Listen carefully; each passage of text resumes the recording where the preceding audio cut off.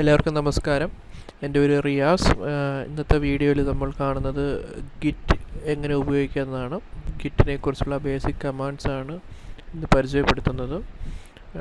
Git ഹബിൽ ആദ്യമായിട്ട് ഒരു account create ചെയ്തതിന് ശേഷം ഒരു സാമ്പിൾ പ്രോജക്റ്റ് അതിനകത്ത് ക്രിയേറ്റ് ചെയ്യുക.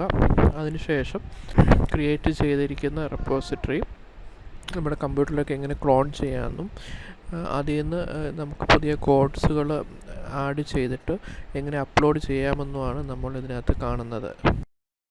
ഗിറ്റ് കൊണ്ടുള്ള ഒരു പ്രയോജനം എന്നാൽ നിങ്ങൾക്ക് ചെയ്യുന്ന കോഡ്സുകൾ പല മൾട്ടിപ്പിൾ ഡെവലപ്പേഴ്സുമായിട്ട് ഷെയർ ചെയ്യാനും അതിൻ്റെ വെർഷൻ കൺട്രോൾ ചെയ്യാനും സാധിക്കും. നിങ്ങൾ എൻ്റെ ചാനൽ സബ്സ്ക്രൈബ് ചെയ്തിട്ടില്ലെങ്കിൽ ദയവായിട്ട് സബ്സ്ക്രൈബ് ചെയ്യുക. എൻ്റെ ചാനലിൽ ഞാൻ അപ്ലോഡ് ചെയ്യുന്ന വീഡിയോ എല്ലാം ഇൻഫർമേഷൻ ടെക്നോളജിയെക്കുറിച്ചായിരിക്കും. കൂടുതൽ ഡെയിലി വീഡിയോസിന് വേണ്ടി ദയവായിട്ട് സബ്സ്ക്രൈബ് ചെയ്യുകയും ഷെയർ ചെയ്യുകയും ചെയ്യുക.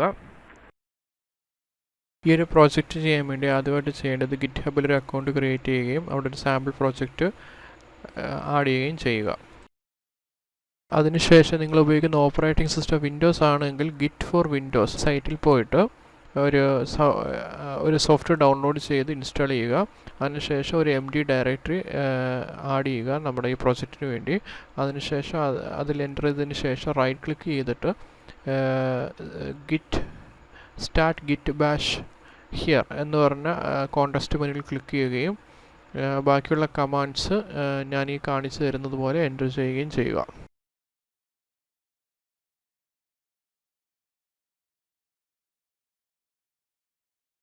നമ്മളിപ്പോൾ കാണുന്ന ക്ലോൺ ചെയ്യാൻ പോകുന്ന റെപ്പോസിറ്ററി ഞാൻ കോമൺ ആയിട്ട് ഉപയോഗിക്കുന്ന ഒരു ബാഷ് സ്ക്രിപ്റ്റാണ്.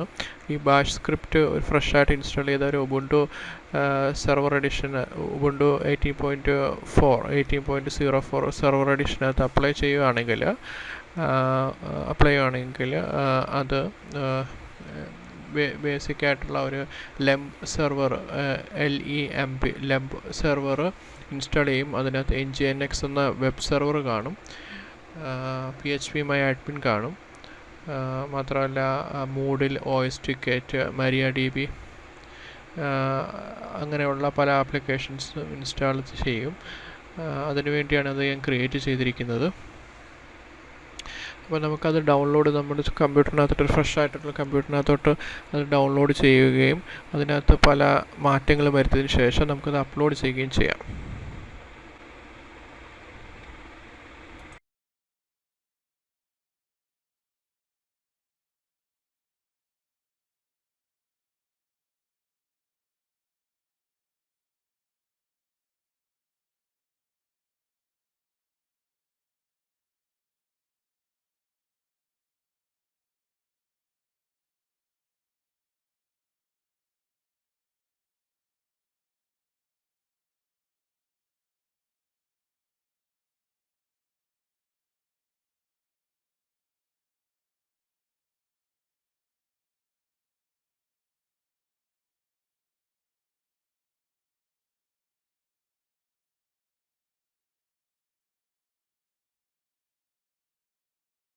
ഞാൻ ഈ ട്യൂട്ടോറിയലിന് വേണ്ടി intranet.sh എന്ന് പറഞ്ഞ ഫയലിൽ ഒരു എക്സ്ട്രാ ഒരു ലൈൻ കൂടെ ആഡ് ചെയ്യുകയാണ്.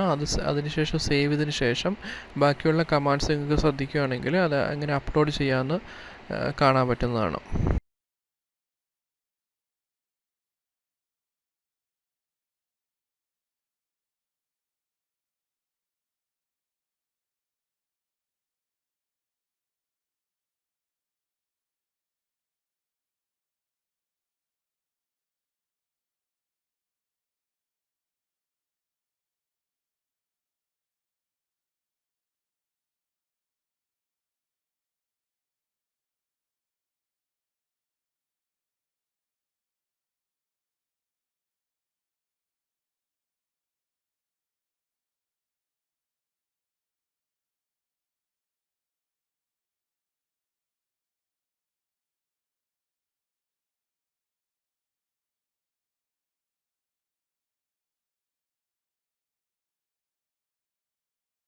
നിങ്ങൾ സബ്സ്ക്രൈബ് ചെയ്തിട്ടില്ലെങ്കിൽ ദയവായി സബ്സ്ക്രൈബ് ചെയ്യുക.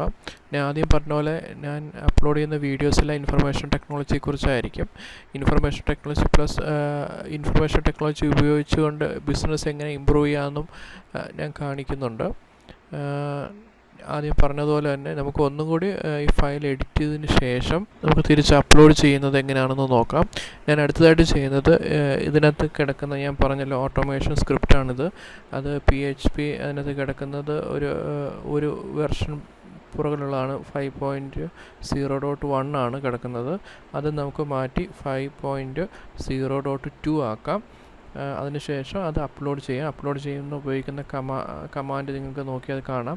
ഞാൻ ഉപയോഗിക്കുന്ന അതിനുശേഷം ഞാനത് കമൻറ്റും കൂടെ ആഡ് ചെയ്യുന്നുണ്ട്. കമൻറ്റ് നമ്മളിപ്പോൾ PHP myadmin ആണ് മാറ്റിയത് കൊണ്ട് ഞാൻ അപ്ഡേറ്റഡ് PHP myadmin അപ്ഡേറ്റഡ് എന്ന കമൻറ്റ്സ് ആയിരിക്കും ആഡ് ചെയ്യുന്നത്. എൻ്റെ ഇനിയുള്ള വീഡിയോയിൽ നമുക്ക് എങ്ങനെ ഒരു WordPress site nginx PHP myadmin MariaDB cache അതൊക്കെ വെച്ചിട്ട് എങ്ങനെ ചെയ്യാമെന്ന് ഞാൻ കാണിക്കാം. മാത്രമല്ല ഫ്യൂച്ചറിൽ ഒരു വെബ്സൈറ്റ് എങ്ങനെ വേറൊരു സെർവറിൽ നിന്ന് മറ്റൊരു സെർവറിലൊക്കെ എങ്ങനെ ക്ലോൺ ചെയ്യാം അല്ലെങ്കിൽ മൈഗ്രേറ്റ് ചെയ്യാം. അതുപോലെ തന്നെ ഇമെയിൽസ് ഒരു സെർവറിൽ നിന്ന് മറ്റൊരു സെർവറിലോട്ട് എങ്ങനെ മൈഗ്രേറ്റ് ചെയ്യാം എന്നെല്ലാം ഞാൻ കാണിക്കുന്നുണ്ട്. ദയവായിട്ട് സബ്സ്ക്രൈബ് ചെയ്യുക. സബ്സ്ക്രൈബ് ചെയ്ത് ബെൽ ബട്ടൺ അമർത്തുക. എന്നാലേ ഫ്യൂച്ചർ വീഡിയോസ് നിങ്ങൾക്ക് കാണാൻ പറ്റുകയുള്ളൂ. Thank you very much. എല്ലാവർക്കും ഇതിൻ്റെ ബേസിക് മനസ്സിലായെന്ന് തോന്നുന്നു. എന്തെങ്കിലും ഡൗട്ട്സോ കാര്യങ്ങളോ അറിയാൻ ദയവായി വിളിക്കുകയോ കമൻറ്റ്സ് ചെയ്യുകയോ ചെയ്യുക.